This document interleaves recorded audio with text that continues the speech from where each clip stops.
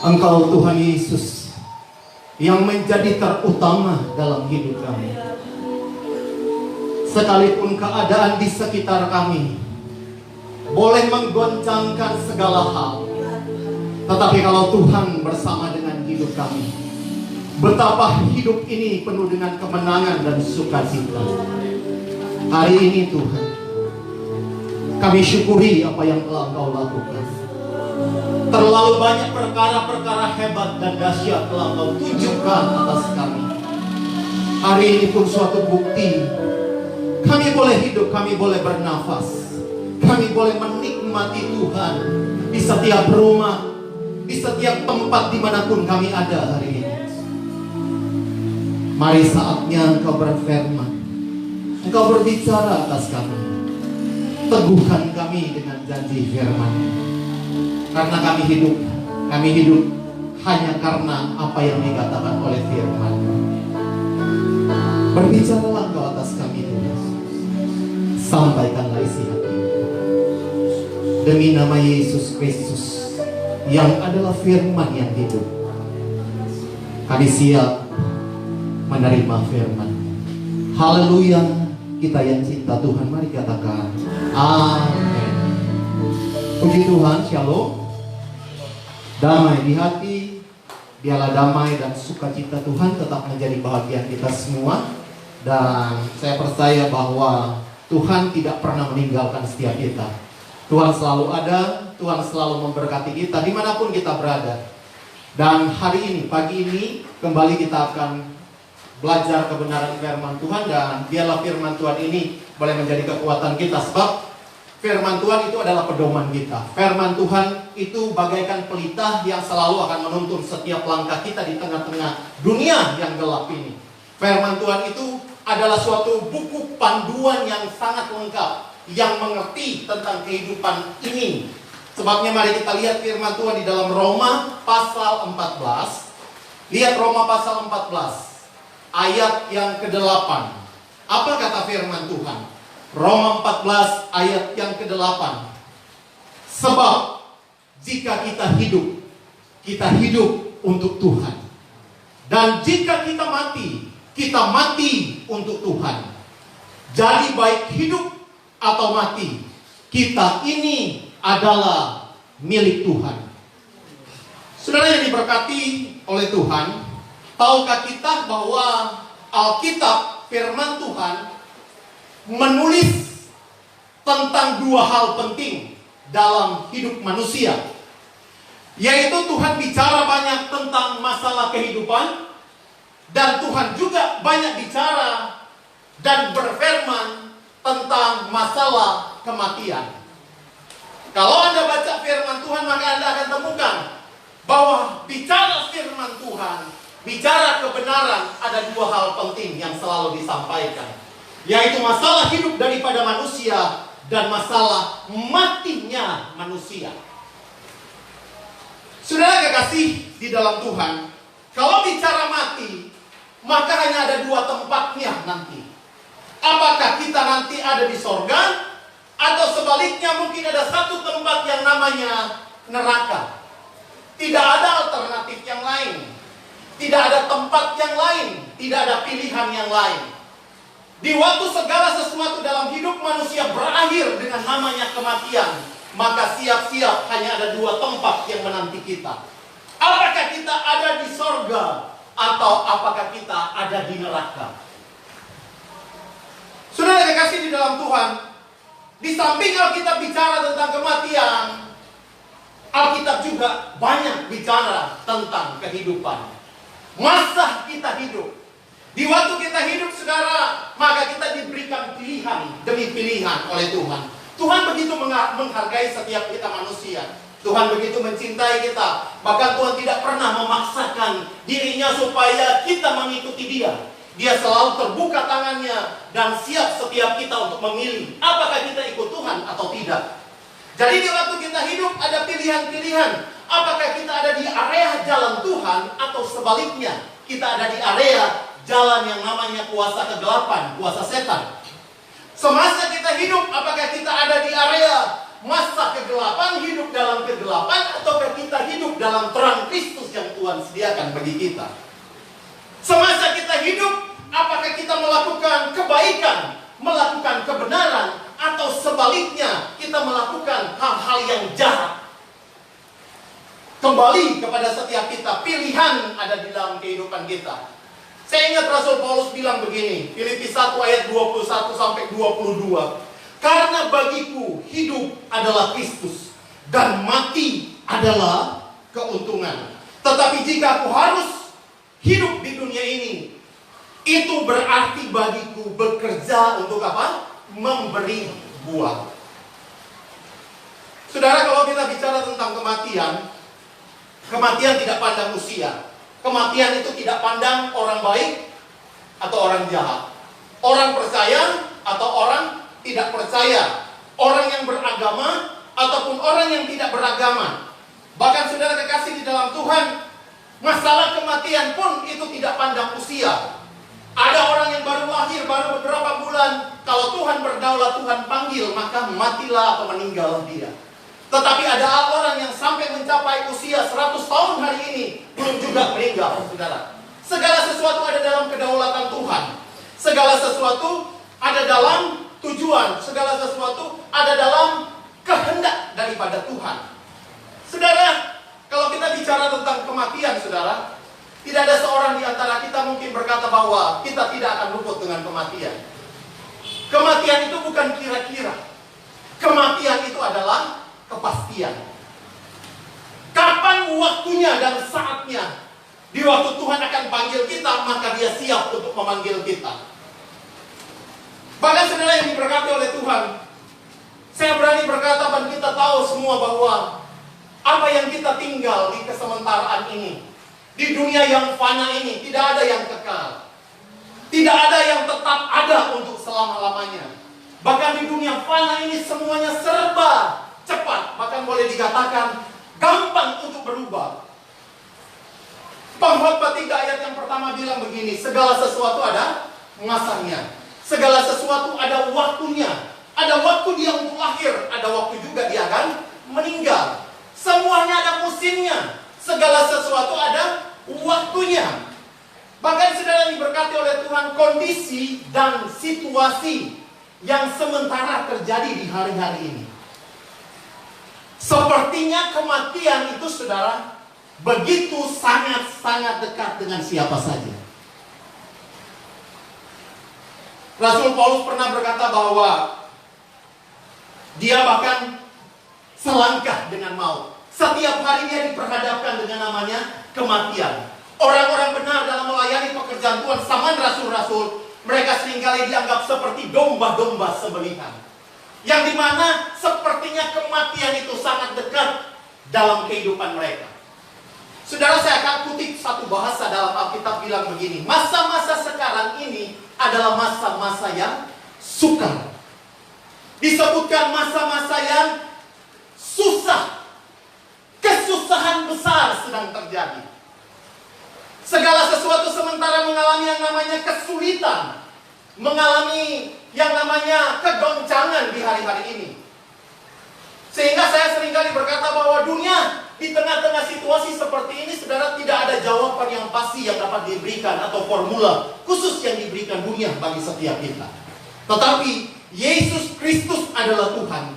Dia selalu ada di atas segala situasi. Yesus Tuhan itu selalu ada di tengah-tengah setiap musim apapun yang sedang dialami oleh anak-anak Tuhan. Perlindungan Tuhan selalu ada bagi setiap mereka yang bergantung kepada Tuhan.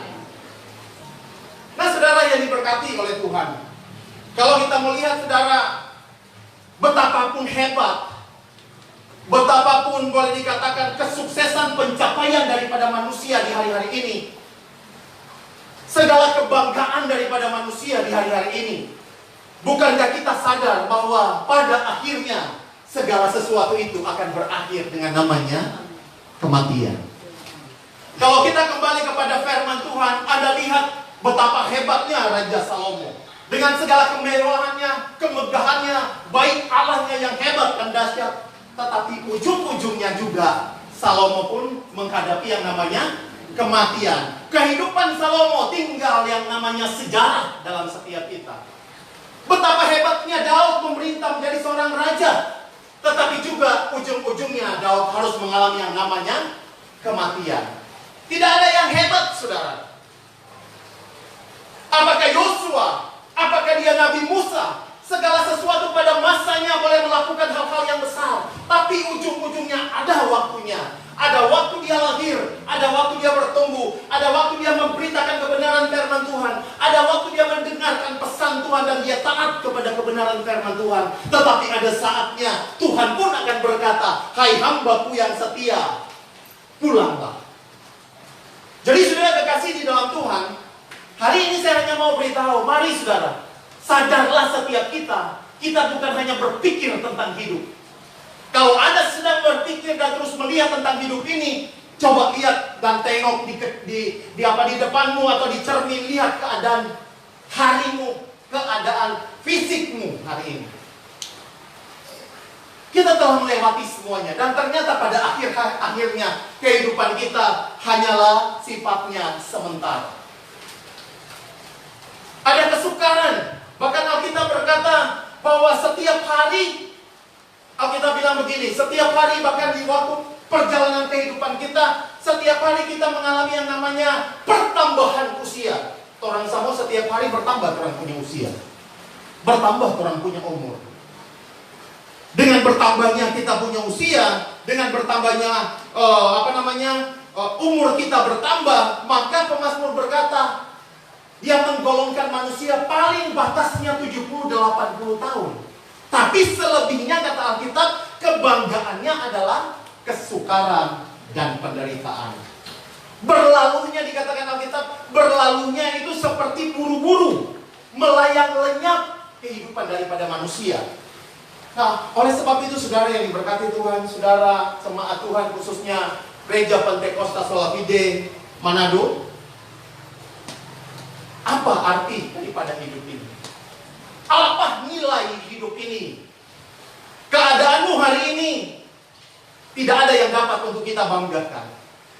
Bahkan saudara yang diberkati oleh Tuhan, kalau kita lihat mungkin segala sesuatu di dunia ini boleh dikatakan semua akan merosot, semua akan menurun. Manusia itu diumpamakan kata pemazmur seperti bunga rumput yang sebentar kelihatan kemudian kering. Betapa fananya hidup ini. Manusia digambarkan seperti lilin yang sebentar saja menyala, kemudian lenyap, habis. Manusia itu digambarkan Alkitab seperti uap, seperti asap yang sebentar dia kelihatan, kemudian dia lenyap. Apa yang kita mau banggakan dalam hidup ini? Dan tidak ada seorang pun, tidak ada teknologi manapun, tidak ada obat yang hebat bagaimanapun dalam yang ditemukan di hari-hari ini yang dapat menghentikan yang namanya penuaan. Betul enggak? Kita boleh sakit. Terkadang saya berani berkata, sakit kita diobati, kita sembuh. Tetapi sebenarnya saudara, kita hanya menunda dan menunda akan kematian kita. Pada akhirnya juga kita akan pergi. Sebab itu jangan bangga dengan apa yang Anda miliki di hari-hari ini. Jangan kita bangga dengan segala sesuatu yang ada di hari-hari ini. Hidup manusia sekali lagi saya katakan, hidup kita hanya sementara. Hanya seperti bayang-bayang yang lewat. Coba saudara lihat, coba saudara perhatikan. Segala sesuatu sudah merosot dalam tubuh kita. Apa tanda-tandanya? Lihat dari kepala kita sampai turun kepada kaki kita, saudara. Dari kepala, dari rambut kita, bukan sedikit sudah ubanan, sudah memutih rambut kita.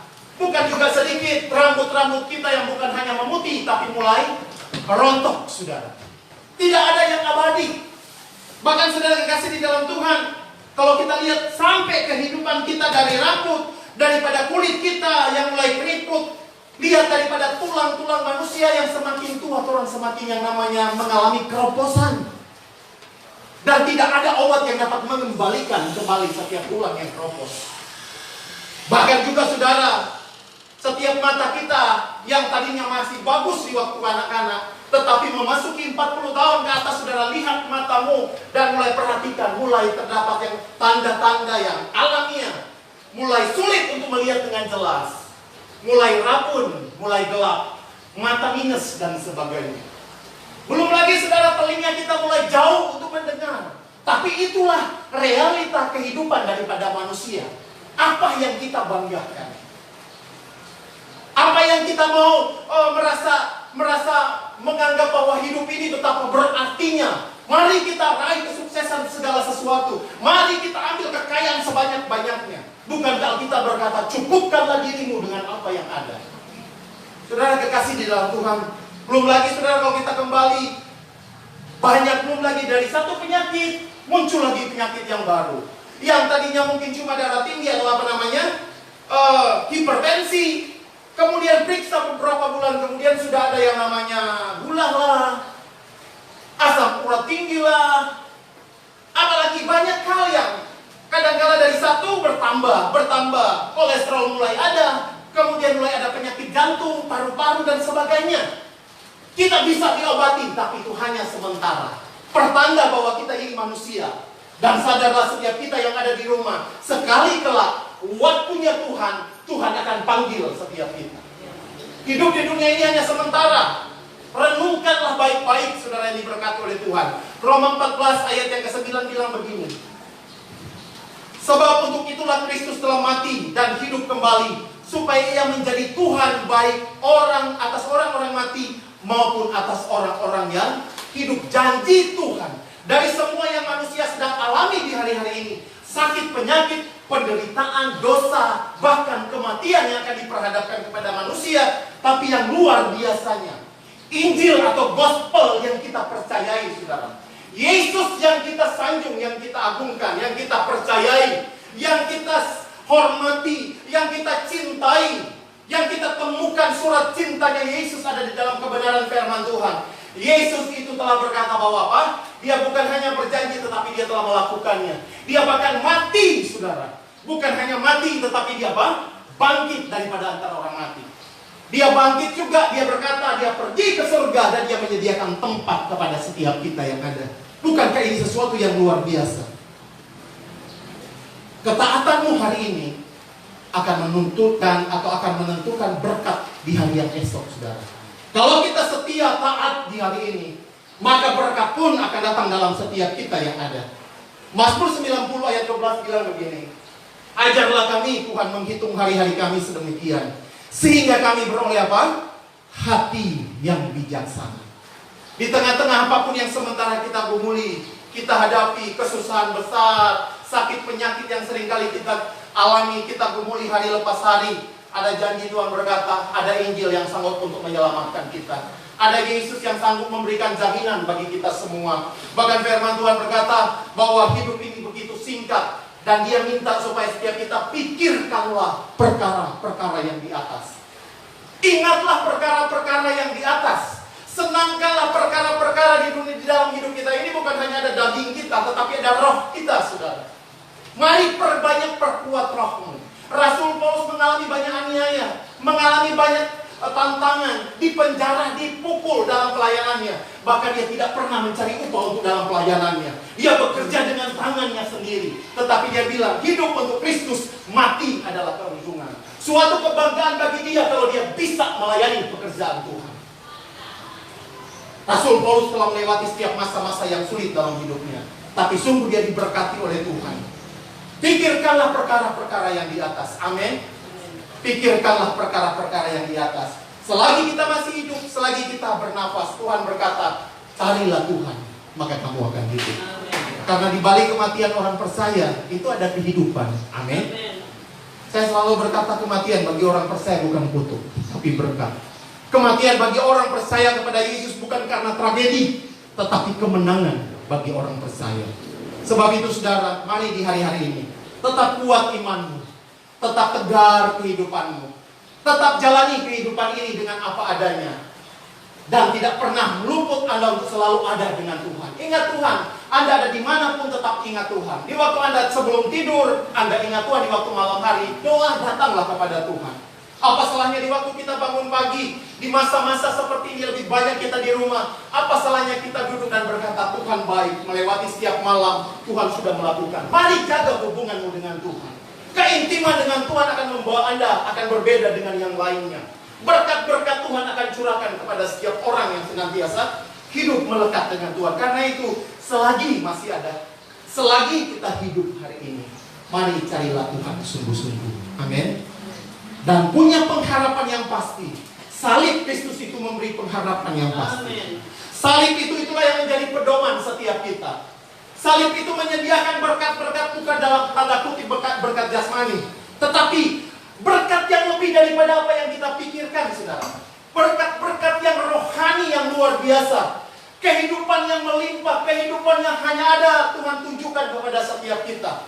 Dan kebenaran itulah yang akan memerdekakan setiap kita. Mari saudara, di dalam Tuhan orang percaya ada pengharapan. Kita bilang begini, pengharapan di dalam Tuhan adalah pengharapan yang hidup.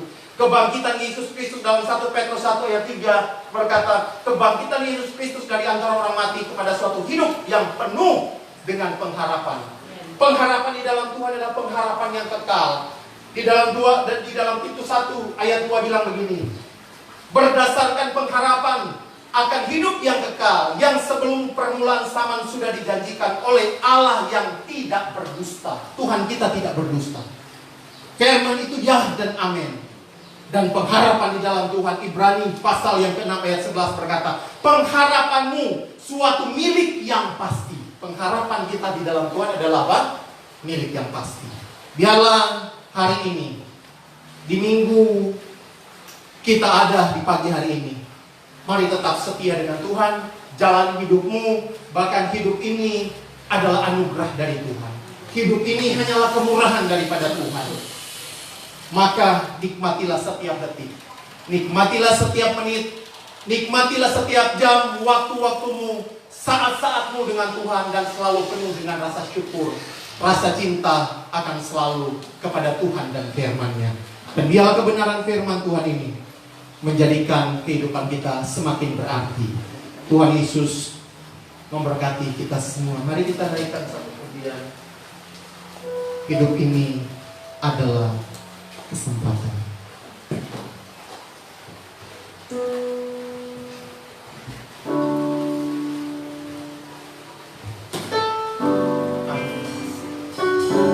Ya Tuhan, selagi kami hidup, inilah kesempatan kami untuk berbuah kepada-Mu. Amin.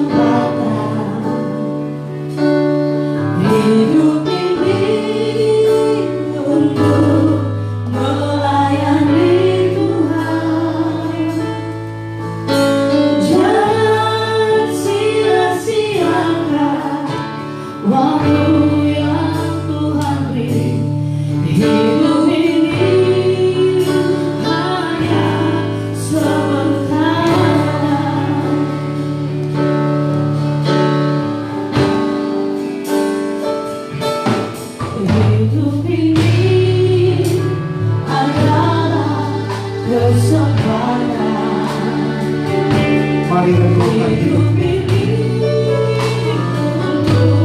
Betapa panjangnya setiap kita. Sebabnya selagi kita punya waktu, masih ada kesempatan. Mari jangan sia-siakan hidupmu, jangan sia-siakan waktu.